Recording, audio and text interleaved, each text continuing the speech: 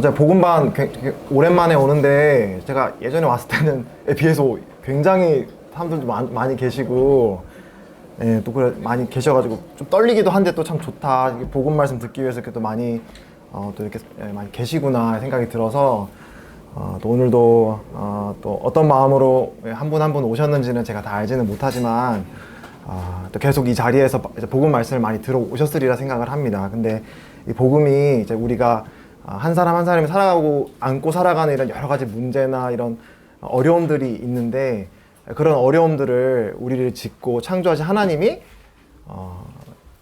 무시하시지 않고 우리에 대해서 관심 있어 하시고 그 문제에 대해서 정확하게 진단하시고 해결해 주시기 위해서 하나님이 이 성경을 우리에게 주시고 또 그분의 아들인 예수님을 이 땅에 보내주신 소식이 복음이지 않습니까? 그래서 오늘도 저는 참 부족한 사람이지만 오늘 들려지는 말씀을 그냥 제가 드리는 그냥 사람의 말로 받으시기보다는 하나님께서 또 이렇게 여기 오신 분들 한 분 한 분에게 하나님의 음성으로 이렇게 들으시는 그런 참 은혜가 되기를 참 기도를 하고 그런 마음으로 올라왔습니다.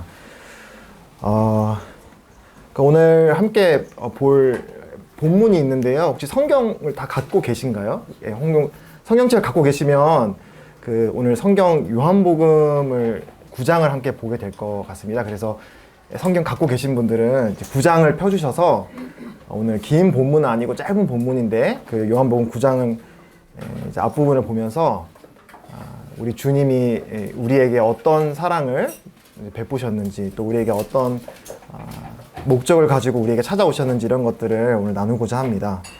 그래서 요한복음 9장을 펴주셔서 오늘 함께 말씀 한 구절 한 구절 이렇게 찾아가시면서 우리 한번 살펴보기를 원합니다. 요한복음 9장 오늘 1절부터 7절까지 볼 거거든요. 그래서 긴 본문은 아니고 짧은 본문인데 여기에서 우리가 보게 되는 이런 모습들을 함께 살펴보기를 원합니다. 요한복음 9장 1절부터 7절까지인데요.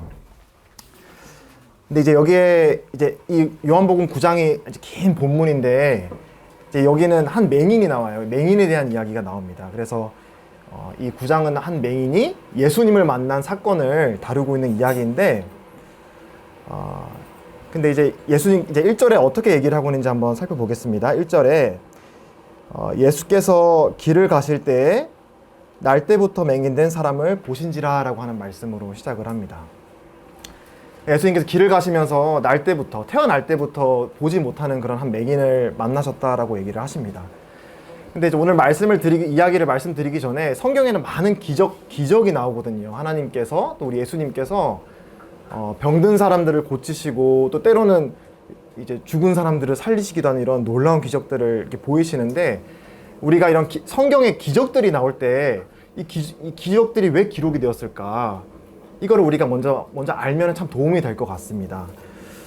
기적은 이제 한마디로 말씀을 드리면 이 땅에 오신 예수님께서 그분의 능력과 권위가 사람의 것이 아니라 바로 하나님으로부터 온 것이다. 그래서 이 예수님이 하시는 말씀, 이 예수님이 전하시는 메시지도 이분의 놀라운 이런 기적의 능력처럼 하나님의 권위가 있는 메시지다라는 걸 보여주시기 위해서 기적을 많이 보이셨습니다. 그래서 우리가 기적을 우리가 오해하면 안 되는 게 하나님께서는 물론 우리 한 사람 한 사람이 이런 아픔, 육체적으로나 마음으로나 이런 아픈 것들을 치유하시고 또 극복해 나가시기를 하나님은 원하시지만 예수님께서 이 땅에 사실 때 이 기적을 행하신 가장 1차적인 궁극적인 목적은 그 한 사람만을 위해서가 아니었다는 것이죠. 그래서 기적은 실제로 일어난 사건들이었습니다. 이건 역사적으로 정말 일어난 사건들이었는데 근데 더 중요한 건 이 기적을 행하신 예수님을 통해서 하나님께서 우리에게 전하시고자 하는 메시지가 있었다. 그 안에 있는 영적인 원리가 담겨 있다는 사실을 우리가 기억하면서 이 기적들을 하나하나 살펴보면 참 우리에게 큰 유익이 되는 것을 발견하게 됩니다. 특히 이제 이런 어떤 병을 고치시거나 아픔을 치유하시거나 이런 장면들을 보면은 그 기적 안에서 모든 사람이 가지고 있는 삶의 가장 근원적인 문제의 한 단면을 보여주시는 것이죠. 그리고 그 문제에 대해서 우리 하나님께서는 또 우리 예수님께서는 어떻게 생각하시는지 그 문제에 대해서 하나님은 어떻게 다가오시는지를 보여주는 사건들이 이 기적의 사건들이다라고 말씀을 드릴 수 있을 것 같습니다. 그래서 이제 이 맹인의 이야기, 예수님께서 지나가시면서 태어날 때부터 맹인인 사람을 바라보셨다라는 이 구절로 시작하는 이야기인데, 그럼 이 말씀을 기록한 이 저자는, 또 하나님께서는 이 기적 사건을 통해 우리에게 뭘 전달해주고 싶으신 건가, 무엇을 보여주고 싶으신 건가를 오늘 살펴보고자 합니다. 가장 먼저는 이 맹인을 가리키는, 표현하는 이 묘사하는 단어가 날 때부터 맹인이었다라는 단어를 우리는 주목하게 됩니다. 날 때부터 맹인이었다. 이거는 이 한 사람만의 이야기뿐만 아니라 이것이 가리키고 있는 메시지가 있는데, 그것은 다름 아닌 우리가 태어난 모든 사람들은 하나님을 알지 못하고 인식하지 못하는 영적으로 눈이 어두운 사람으로 태어난다는 것을 보여주는 그런 한 단면의 표현입니다. 그게 바로 성경의 진단인 것이죠. 여러분들이 복음을 많이 들어보셨으면 우리가 죄 가운데 태어났다, 우리가 죄인이다라는 얘기를 들어보셨을 텐데요. 그거의 또 하나의 표현이 바로 우리가 태어날 때부터 맹인이라는 사실인 것입니다. 다시 말해서 영적으로 무지하다는 것이죠. 영적으로 무지하다는 것은 참된 것을 지각하지 못하는, 알아보지 못하는 그런 상태를 말씀하십니다. 그래서 우리 모두는, 저와 여러분들 모두 응애하고 태어나는 그 순간부터 우리는 죄 아래서 태어났기 때문에 하나님을 우리가 영적으로 알아볼 수 없는, 깨달을 수 없는 그런 상태로 태어난다는 것을 말씀해주고 있는 것입니다. 혹시 이제 그 장님들의 그 코끼리 논쟁이라고 혹시 들어보셨는지요? 한 코끼리가 있는데 그 여러 명의 장님들이 그 코끼리의 부분을 이렇게 더듬으면서 코끼리는 이런 거야 라고 말을 하는 그러니까 서로 이렇게 논쟁한다는 그런 이야기가 있는데, 근데 마치 이제 우리가 영적으로 무지하다는 게 바로 그와 같은 것이 아닐까. 우리가 하나님에 대해서, 또 우리 삶의 진리에 대해서 뭔가 우리가 삶을 통해 경험하는 한 파편들은 있지만, 결국 우리는 타고날 때부터 영적으로 알지 못하는 상황 가운데 태어나기 때문에 우리가 온전하게 하나님을 알지 못하는 그런 모습을 우리는 또 이렇게 보게 됩니다. 영적으로 무지하다. 우리 모든 사람은 영적으로 하나님을 알 수가 없다라고 말씀을 드리면 기분 나쁘실 수도 있을 것 같아요. 내가 얼마나 똑똑하고 내가 얼마나 이런 거 잘 아는데 라고 생각할 수 있는데, 여기서 말씀드리는 영적으로 무지하다, 타고날 때부터 영적으로 맹인이다라고 하는 말씀드리는 거는 어떤 IQ, 학습 능력을 말씀드리는 것이 아닙니다. 이거는 살아계신 하나님을 인식하고 그 하나님의 말씀을 하나님의 말씀으로 깨달을 수 있는 그런 시각, 그런 시력을 말씀을 드리는 것이거든요. 그래서 이 세상에서, 이 사회에서 아주 똑똑하고 아주 뛰어나고 똑똑하신 분들도 하나님을 충분히 알 수 없다라는 것을 우린 보게 되는 것이죠. 제가 최근에 이제 방송을 통해서 한 교수님의 이제 인터뷰를 이렇게 보게 됐는데요. 제가 그분의 이름을 여기서 말씀을 드리는 게 적절한지 아닌지 몰라서 제가 이제 그냥 그 최모 교수님이라고 말씀을 드리고자 하는데, 이 교수님은 아주 우리나라에서도 지성인으로 잘 알려져 있으시고 우리나라를 대표하는 지성인으로 알려져 있습니다. 그리고 특히 이제 생물학 쪽으로 아주 권위자이시고, 이 과학을 우리 많은 대중들에게 대중화시키는데 큰 기여를 하신, 저도 개인적으로 이분 예전에 수능 보면 이분 지문이 꽤 많았었어요. 아마 아시는 분도 있으실 수도 있는데 굉장히 존경받는 그런 교수님이신데, 그리고 이분이 이제 과학과 인문학을 넘나들면서 많은 사람들이 이렇게 도움을 주시고 조언을 주시는 이런 훌륭한 과학자이십니다. 근데 이분이 이제 최근에 이런 인터뷰, 그분 또 개인적으로 유튜브를 하는 영상을 이렇게 보게 됐는데, 우리나라 대한민국 저출산 문제를 두고 이런 진단을 하시는 거예요. 우리나라 젊은 사람들은, 젊은 이런 가정들, 젊은 부부들이 아이를 낳지 않는 거는 그 문제가 아니다. 아주 현명한 선택을 하는 거다. 왜냐하면 이제 생물 이런 과학자니까 많은 연구를 해보셔서 얘기를 하시면서, 많은 이제 특히 고등동물일수록 더 열등한 유전자의 그런 후손을 낳을 확률이 높아지면 어미가 자식을 잡아먹는데요. 왜냐하면 낳아봤자 이 아기는 이 험난한 세상에 살아갈 이런 능력이 없기 때문에 그런 걸 미리 판단하고, 이게 지금 유전자적으로 또 상황적으로 판단했을 때 이 아이를 낳으면 안 되겠다 생각이 들면은 아이를 스스로 그냥 흡수해버리거나 잡아먹거나 죽인다. 그렇기 때문에 마찬가지로 우리 사람들도, 우리 대한민국 사람들도 똑똑한 거다. 문제가 있는 게 아니다. 애를 키우기 살기 어려운 환경이 됐으니까 애를 안 낳는 거고, 막 애를 뭐 가끔은 그렇게 이렇게 버리고, 그러니까 그런 행동들이 잘못된 게 아니다. 이런 취지의 주장을 하시는 걸 제가 들었거든요. 제가 이제 그분의 모든 어떤 살아온 행적이나 그분의 주장을 다 이렇게 폄하하거나 이렇게 나쁘게 얘기하려는 의도는 전혀 아닙니다. 근데 그분이 이제 말씀하신 것이 전형적인 하나님을 배제시킨 진화론적인 그런 입장이거든요. 진화론적인 입장. 그 자연 선택. 유전적으로 우월한 여전자만이 자연 선택으로 살아남는 게 올바른 것이고, 그렇지 못한 열등한 그런 존재들은 자연적으로 도태되는 게 자연의 섭니다. 그게 이제 자연 진화론, 하나님을 믿지 않는 진화론의 어떤 그런 입장이거든요. 그런 입장을 말씀을 하신 것이죠. 근데 이제 결국 그런 진화론적인 하나님을 믿지 않는, 하나님을 배제하지 않는 그런 진화론적인 입장의 큰 문제점이 뭐냐면, 그럼 장애인들은 뭔가 그 다음 이렇게 생존을 위해서 디스어드밴티지를, 이렇게 장애를 갖고 있는 분들이 있지 않습니까? 육체적으로나 지적으로나. 그런 분들은 이 사회에서 없어지는 게 정당하다라는 그런 결론이 나와요. 그런 식으로 따지면은. 다시 말씀드리지만 이 교수님의 어떤 취지는 이제 물론 그런 건 아니었습니다. 이분이 이제 그런 취지는 아니었는데, 근데 이렇게 아주 똑똑하고 대한민국을 대표하는 과학자인다고 할지라도 하나님을 인정하지 않는 그런 지식이 얼마든지 있을 수 있다라는 말씀을 드리고자 해서 말씀을 드린 겁니다. 그래서 이렇게 장하게 말씀을 드렸다시피 우리 모든 사람은 우리의 어떤 지적인 능력, 학습 능력과 상관없이 우리 모든 사람은 여기 1절에 나타나는 말씀 표현처럼 날 때부터 맹인이었다. 물론 여기 나오는 맹인도 물론 날 때부터 맹인이었지만, 사실은 이 기적을 통해 우리에게 보여주고자 하는 것은 우리 또한, 저와 여러분 모든 사람이 태어날 때부터 하나님을 자연스럽게 알 수 없는, 하나님이 누구신지를 깨달을 수 없는 존재로 태어났다라고 우리에게 진단해주고 있는 것입니다.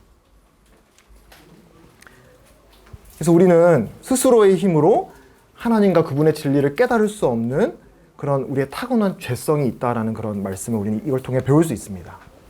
이어지는 2절과 3절에서 이 맹인에게 하나님이 이게 바라보시는 걸 보면서 예수님을 따른 제자들이 예수님과 질문하고 대답하는 장면이 나옵니다. 제가 읽어보겠습니다. 2절과 3절입니다.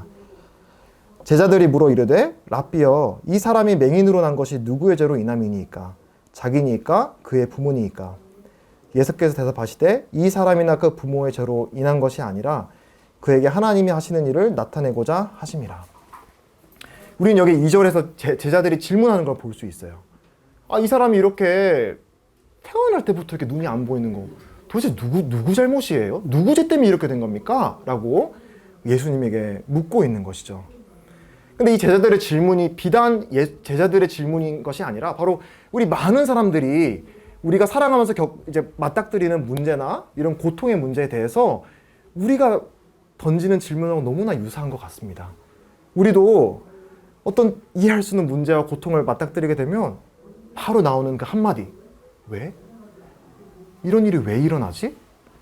가장 최근에 우리가 사실은 너무나 멀리 있는 지역이기 때문에 너무나 피부에 와닿지 않아서 너무 안타까운데, 얼마 전에 우리 이제 터키와 시리아에서 큰 지진이 나지 않았습니까? 거기에 우리가 보도되는 많은 이야기들, 사진들, 이런 데를 보면은 너무나 저도 너무 안타까워요. 저도 이 어린 한 아이를 둔 아빠로서 거기 보면 특별히 이제 이 아이들이 자다가 갑자기 돌에 깔려가지고 죽거나, 이제 도와주는 사람들이 인력이 부족해가지고 애들이 막 도와달라고 살려달라고 부르짖는데 도와줄 수가 없는.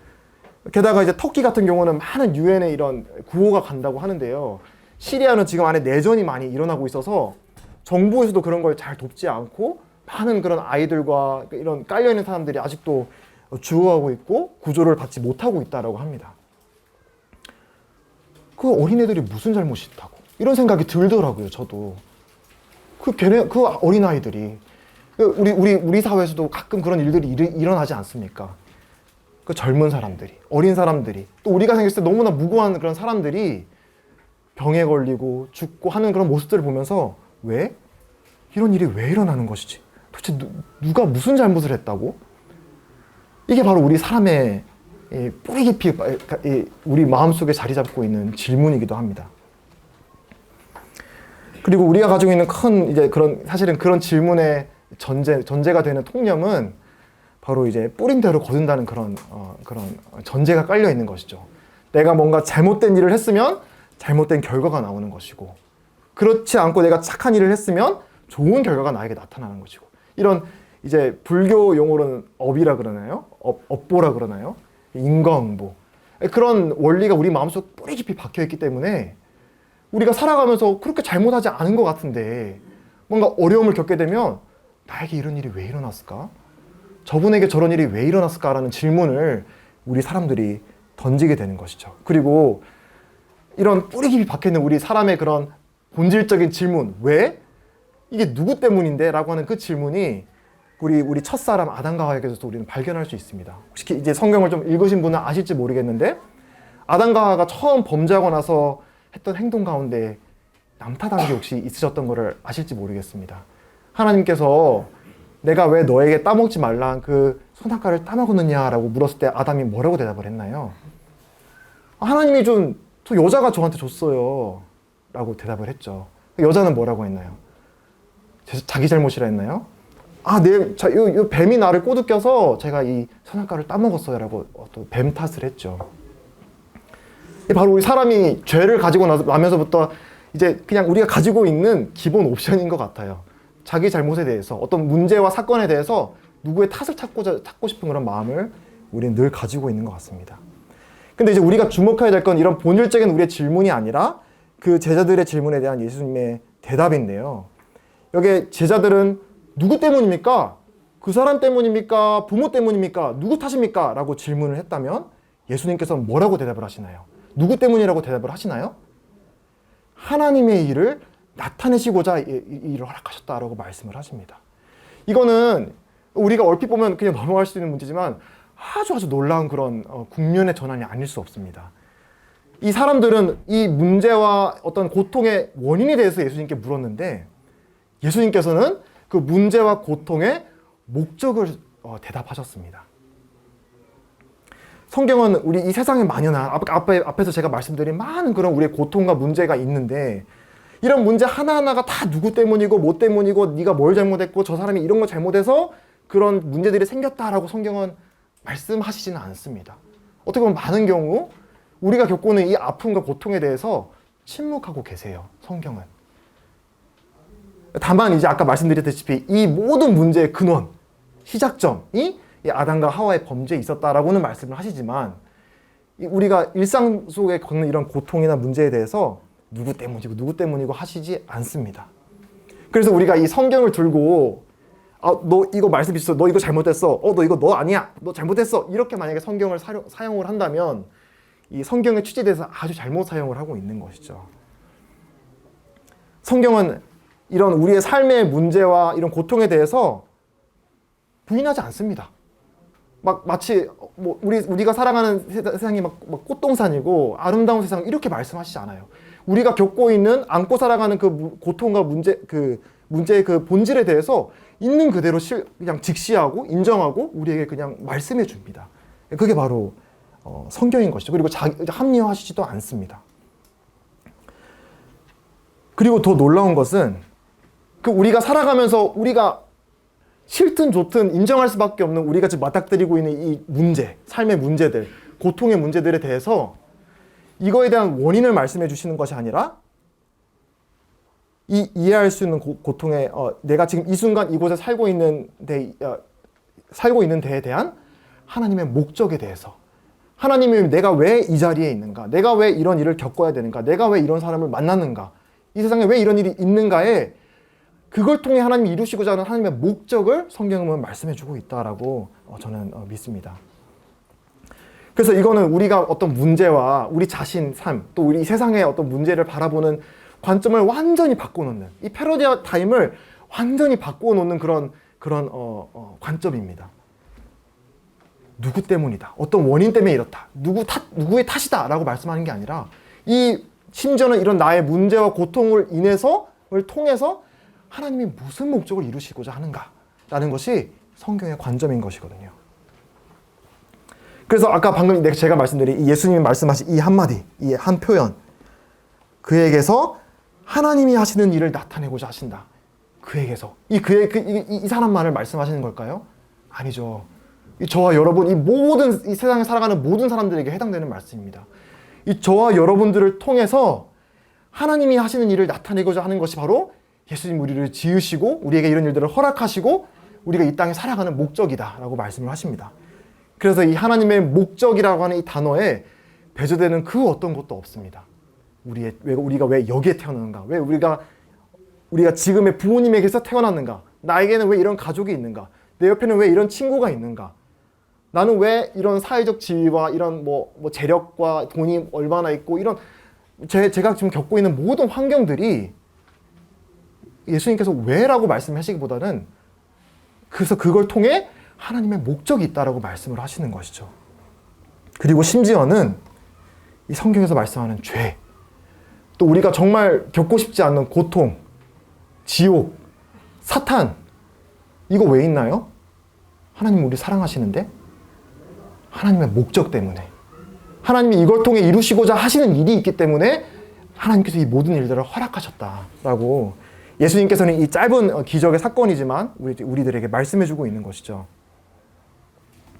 그래서 우리는 이 하나님의 놀라운 그리고 이 선하신 목적으로부터 자유로운 사람이 또 그런 존재가 아무도 없다라는 것을 예수님의 대답을 통해 보게 됩니다. 그리고 이제 이어지는 4절과 7절, 이제 마지막 구절이 될 텐데, 여기에서는 이제 본격적으로 바로 이제 이 날때부터 맹인되었던 이 사람을 예수님께서 이제 어떻게 고치시는가, 어떻게 이 사람의 시력을 다시 회복시키시는가라는 대목이 이제 4절에서 7절까지 나옵니다. 근데 아까 앞에서 제가 말씀드렸다시피 이제 기적에는 두 가지가 있다고 드렸죠. 기적은 그냥 그 기적 자체의 의미가 있는 것이 아니라 그 기적을 통해 메시지가 있다라고 말씀을 드렸습니다. 메시지. 영적인 메시지. 예수님은 항상 모든 기적이 그렇습니다. 그 기적을 통해 그 사람 한 사람이 그냥 편안하게 잘 살아라고 그 기적을 행하신 게 아니라 그 기적을 바라봄으로써 우리가 그 하나님이 어떤 분인지, 예수님이 어떤 분인지에 대한 메시지를 우리가 받도록 예수님께서 항상 기적을 기록을 하셨는데, 먼저는 예수님께서 그 기적을 행하시기 전에 그 메시지를 먼저 전하십니다. 5절을 보시면 이렇게 말씀을 하시죠. 내가 세상에 있는 동안에는 세상의 빛이로다. 세상의 빛이로다. 내가 세상에 있는 동안에 내가 세상의 빛이다. 바로 예수님께서 이 맹인된 태어날 때부터 보지 못하는 이 사람의 시력을 회복시키시면서 우리에게 전하시고자 했던 그 메시지는 내가 바로 세상의 빛이다. 너희들이 영적으로 볼 수 없는 그 상황 가운데 태어났는데 그 너희들의 시력을 회복시켜줄 수 있는 그 시력에 회복시켜주는 그 빛의 근원된 존재가 바로 나다라고 하는 것이 바로 예수님께서 이 짧은 이 기적을 통해 우리에게 전하시고자 했던 그런 메시지인 것입니다. 예수님은 이 성경에 여기뿐만 아니라 여러 곳에서 예수님은 자신을 빛으로 설명을 하시거든요. 그래서 예수님 빛이라는 말은 여러 가지 의미가 있습니다. 근데 특히 이제 오늘 이 시간에 여러분들과 또 나누고자 하는 그런 의미는 바로 예수님께서 이 세상의 빛이다, 또 이제 하나님의 빛이다라고 했을 때는 히브리서 1장 3절에 이런 표현이 있습니다. 예수님께서는 하나님의 영광의 광채시요 하나님의 본체대로의 모습이십니다. 이렇게 예수님을 묘사하고 있습니다. 이게 무슨 말이냐면 예수님께서는 영광의 광채, 빛이시라는 거죠. 하나님의 영광을 이렇게 비추시는 광채, 빛, 그리고 하나님의 본체대로의 모습이라고 말씀을 하시는데, 다시 말해서 예수님이 이 세상에 비추는 빛이라고 하시는 의미가 무엇이냐 하면은 바로 하나님은 영이십니다.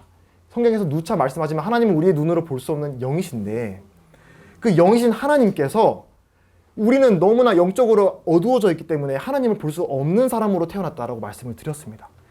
그래서 우리가 타고나면서 우리 사람들을 위해서 하나님을 나타내시고자 딱 보면은 딱 예수님을 보면은 하나님이 누구신지를 그대로 알 수 있게 그 예수님을 보내셨다라는 것이 바로 이 빛이라는 말 안에 담겨 있는 것이죠. 그래서 우리를 위해서 하나님이 예수님을 보내셔서 하나님이 어떤 분이신지, 하나님이 우리를 위해서 어떤 일을 하시고 싶어 하시는지, 지금 하나님이 우리를 향해 어떤 마음을 품고 계신지를 그 예수님을 보면 그대로 우리가 다 알 수 있게 하셨다라는 말이 이 빛이라는 말 안에 이제 담겨 있습니다. 그 예수님을 보면은 하나님을 보는 것입니다. 그래서 이제 복음서에 보면은 예수님이 하나님의 아들이라는 표현을 많이 보셨을 텐데요. 그러니까 저도 그런 의문을 많이 가졌어요. 하나님의 아들? 왜 아들이지? 하나님은 삼위일체 뭐 한 분이라 하시는데 왜 굳이 아들이라는 말을 쓰셨을까?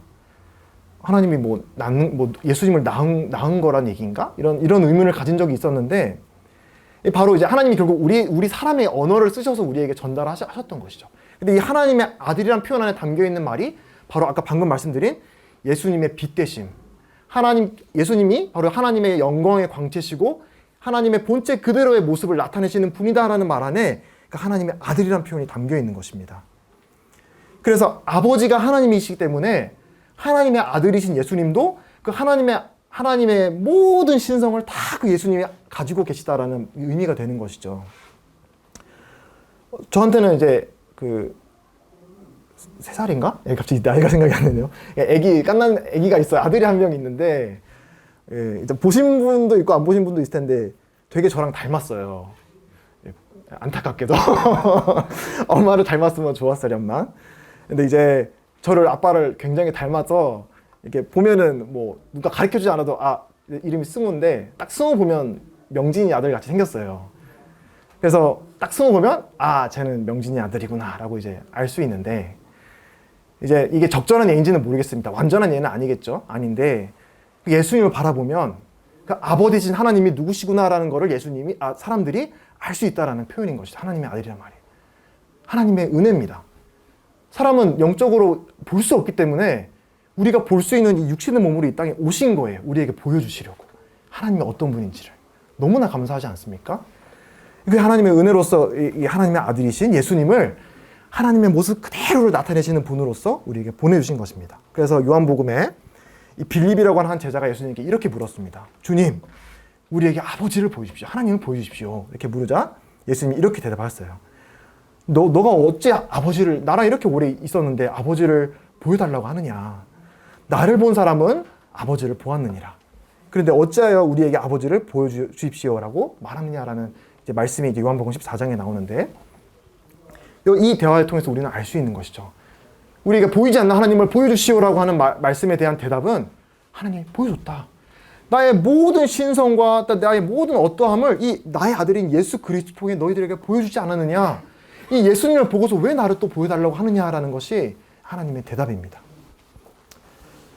그래서 우리 예수님께서는 이런 우리의 어두운 마음에 빛을 비추시기 위해서, 하나님의 영광의 빛을 비추시기 위해서 세상의 빛으로 우리에게 찾아오셨다라고 메시지를 전하고 있습니다.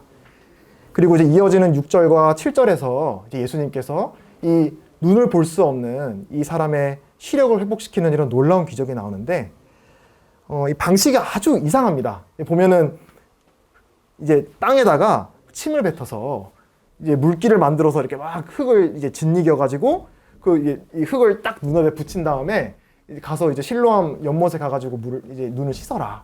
그럼 나을 것이다. 이렇게 얘기하거든요. 근데 예수님이 이렇게 하셔야만 이 사람의 눈을 이제 보일 수 있게 해서가 아닙니다. 다른 많은 그 기적들을 보면 그냥 말씀만으로도 고치신 적이 있고, 심지어는 말씀하지 않고 그냥 같이 보지도 않고 멀리 있는데도 나았다라고 한마디 하고 낫는 그런 일도 있거든요. 근데 왜 예수님께서 굳이 이제 이런 손수 이렇게 스킨십을 하시면서 또 이렇게 뭔가를 해라 이렇게 지시를 하시면서 지시사항을 주시면서 이 사람에게 이런 눈을 낳는 기적을 행하셨는가? 이 이유에 대해서는 구체적으로 언급을 하고 있지 않기 때문에 이유는 저도 자세히는 모르겠습니다. 정말 딱 이게 이런 이유다라고 말씀할 수 없지만, 근데 이제 이 본문의 이제 마지막 제일 끝에 가면은 결국 예수님이 이 맹인이 그냥 이 육신의 눈을 뜨는 것뿐만이 아니라 결국 어디에 목적이 있냐면 이 예수님을 믿게 되는 것, 마음의 눈을 뜨는 것까지 예수님께서는 지금 마음에 염두에 두고 계시거든요. 그래서 이 맹인이 그냥 눈을 뜨는 것에 그치는 것이 아니라 예수님을 믿도록 마음으로 하나님의 이 빛에 대해서 믿음으로 반응할 수 있도록 이렇게 친히 이렇게 도와주고 있다라고 저는 이제 이해를 하고 있습니다. 그래서 이제 이야기 마지막에도 언급되고 있지만 이런 놀라운, 우리가 이제 어두운 가운데 살아가는 가운데 하나님을 알아볼 수 있는, 예수님이 누구신지에 대해서 눈을 뜰 수 있는 그 수단, 그 방법이 뭐냐 했을 때 성경은 예수 그리스도를 믿는 믿음을 통해서 우리가 하나님을 보게 된다라고 말씀을 하십니다. 믿음입니다. 무엇을 믿느냐? 아까 말씀드렸다시피 바로 이 성경에서 증언하고 있는 바로 이 땅에 오신 예수 그리스도께서 하나님이 보내신 하나님의 아들이시다. 하나님이 우리를 위해 또 우리의 죄의 문제에 대해서 또 우리의 고통의 문제에 대해서 근원적으로 우리를 도와주시고 해결해 주시기 위해서 이 아들을 친히 이 땅에 보내주신 그분이 바로 하나님의 아들이신 예수님이시다라는 걸 마음으로 받아들이는 거. 우리가 이것을 믿게 될 때요, 하나님을 보게 되는 거예요. 우리가 눈이 뜨이게 되는 겁니다. 우리가 알 수 없었던, 받아들일 수 없었던, 깨달을 수 없었던 하나님의 놀라운 진리에 대해서 우리가 그걸 그냥 그 순간, 그 믿는 그 순간 하나님이 누구신지를 우리가 마음으로 깨닫게 됩니다. 이거는 경험해야만 알 수 있는 그런 진리입니다. 그래서 여기서 여러분들에게 이제 마지막으로 여러분들에게 권해드리고 또 이렇게 이제 말씀드리고 싶으면은, 예수님께서는 이런 영적으로 어두워지는 우리를 바라보시면서 정말 안타까워하세요. 그리고 긍휼히 여기시고, 그래서 우리의 눈을 어루어만 앉아주시고 우리의 시력을 회복시켜 주시고자 합니다. 그래서 이 땅에 우리가 이 땅에 살아가면서 믿는 사람이든 믿지 않는 사람들은 고통의 문제는 피할 수가 없습니다. 이 죽음의 그늘에서 자유로운 사람은 이 세상에 그 누구도 없거든요. 그래서 예수님이 정말 마지막 날이 될 때까지 그 고통의 문제는 우리가 함께 할 것인데, 근데 우리가 예수를 믿는 순간 결국 뭐가 바뀌느냐? 물론 하나님께서 특별한 은혜로 그런 고통을 없애줄 수도 있고 해결해 줄 수도 있겠지만, 가장 먼저는 그 고통을 바라보는, 또 그 고통 가운데 우리에게 목적을 두시고 일하시는 하나님을 바라보는 우리의 관점을 주시는 것입니다. 새로운 시력을 주시는 것이죠. 아, 내가 이런 어려움이 있는데 하나님이 이런 목적 가운데 나에게 지금 나를 역사하고 계시는구나. 하나님이 선하신 분이시지, 나를 끝까지 사랑하셨지, 나를 위해 예수님을 이 땅에 보내시고 십자가에 달리시기까지 하셨지, 나를 이 땅 가운데 고와 같이 내버릴 리가 없어. 하나님이 이 땅 가운데 나에게 나의 삶을 통해 일하시고자 하는 목적이 무엇일까? 이런 마음을 가지고 우리가 살아갈 수 있게 되는 것입니다.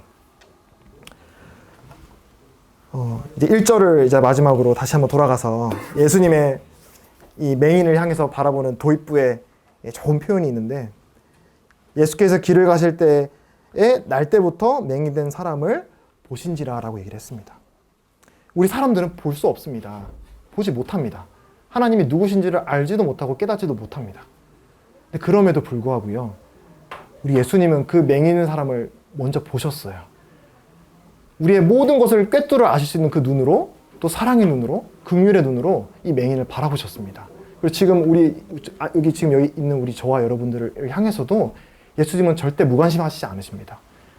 우리가 어머니의 이 모태에 태어날 때부터 그 순간부터, 그 창세 전부터 예수님께서는 나라는 존재를 알고 계셨고, 그리고 내가 어떤 길을 걸어갈지도 다 친히 알고 계십니다. 그리고 그런 예수님께서 이 맹인을 이 믿음의 자리로 초청하고 계시듯이, 이 시력이 회복이 되는 이 치유의 자리에 초청하고 계시듯이 우리도 마찬가지로 초청하고 계세요. 내가 너의 눈을 만져주겠다. 내게로 와라. 내게로 와서 하나님을 볼 수 있는 눈을 되찾기를 바란다. 이게 예수님의 간절한 마음이라 생각을 합니다. 우리 예수님이 얼마나 그 우리의 연약과 무지에 대해서 인내하시고 그걸 잘 참으시냐면, 그 예수님이 가장 그 시대에 가장 끔찍한, 가장 고통스러운, 그리고 가장 수치스러운 형벌 가운데 하나였던 십자가형을 당하실 때 사람들이 어떻게 했냐면, 예수님께 다 도움받고 예수님께 어떻게 보면 많은 그런 하나님의 은혜를 예수님을 통해 경험한 사람들이 예수님을 십자가에 못 박고 침 뱉고 손가락질했어요. 야, 네가 하나님의 아들이면 내려와서 네 스스로 구원해봐라. 이렇게 손가락질을 했거든요. 근데 그런 사람들을 향해서 예수님이 어떻게 기도하셨느냐. 아버지, 저들을 용서하여 주세요. 저들이 알지 못해서 무지해서 저러고 있습니다. 아버지, 저들을 용서하여 주십시오라고 예수님은 십자가 위에서 기도를 하셨습니다. 예수님은 우리의 무지에 대해서, 우리가 하나님을 알지 못함으로 행하는 많은 그런 잘못된 선택과 그런 마음에 대해서 잘했다고 말씀을 하시지 않지만, 그런 우리의 마음에 대해서, 우리의 무지에 대해서, 또 우리의 연약에 대해서 우리를 용서하고 싶어 하시고 깨닫기를 원하시고 또 우리를 위해 기다리고 있으시다. 그 십자가의 예수님 모습을 통해 그런 모습을 나타내셨다라고 이 자리에 여러분들에게 말씀드리고 싶습니다. 그리고 지금 이 자리에, 지금 이 순간에도 이제 하늘에 계신 예수님께서 저와 여러분들이 예수님을 의지해서 하나님을 알게 되기를, 깨닫게 되기를 지금도 중보기도하고 계시거든요. 그런 기도하고 계시는 예수님을 한 분 한 분이 개인적으로 만나시기를 간절히 바라고, 이제 이 눈을 뜬 맹인의 이야기가 여기서 끝나지 않습니다. 나중에 또 뒤에 크게 이제 이야기가 크게 저는 이제 3부로 이렇게 나누어서 이렇게 보게 되었는데, 다음에 제가 또 나눌 기회가 생기면은 또 나머지 이야기는 또 여러분들과 나누고자 합니다. 오늘 이 시간을 통해서 다시 한번 내가 참 날 때부터 하나님을 알지 못하는 맹인이구나라는 걸 이 성경이 말씀해주고 있는 그대로 마음에 믿어지신다면, 우리의 눈을 뜨이게 하실 수 있는 그 예수님을 믿음으로 하나님이 누군지를 이제 눈을 뜨시는, 또 시력을 회복하시는 그런 또 여러분들이 되시기를 바랍니다. 기도하고 마무리하겠습니다.